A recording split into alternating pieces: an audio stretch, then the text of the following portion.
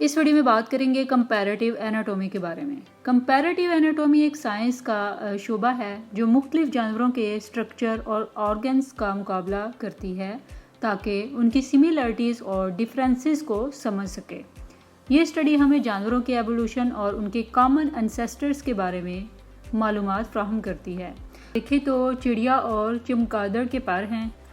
इन दोनों के पर तो हैं, लेकिन इनका जो स्ट्रक्चर और फंक्शन है उसमें डिफरेंस है जो उनके मुख्तलिफ एवोल्यूशनरी पाथ को जाहिर करता है।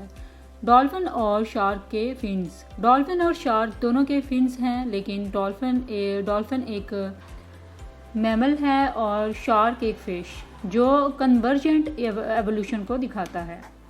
इसकी अहमियत की बात की जाए तो इसकी इम्पोर्टेंस बहुत ज़्यादा है। एवोल्यूशन को समझना ये हमें जानवरों के एवोल्यूशन और उनके कॉमन एंसेस्टर्स को समझने में भी हेल्प करती है।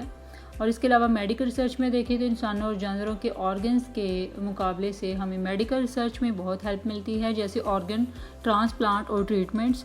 बायोडाइवर्सिटी में इसकी अहमियत देखें तो ये हमें जानवरों के स्ट्रक्चर और उनकी अडेप्टेशंस के बारे में मालूमात फराहम करती है जो बायोडाइवर्सिटी को समझने में हेल्प करती है। इसके यूजेस की बात करें तो बायोलॉजिकल रिसर्च है। कंपैरेटिव एनाटॉमी का इस्तेमाल बायोलॉजिकल रिसर्च में होता है ताकि जानवरों के स्ट्रक्चर्स और फंक्शंस को समझा जा सके।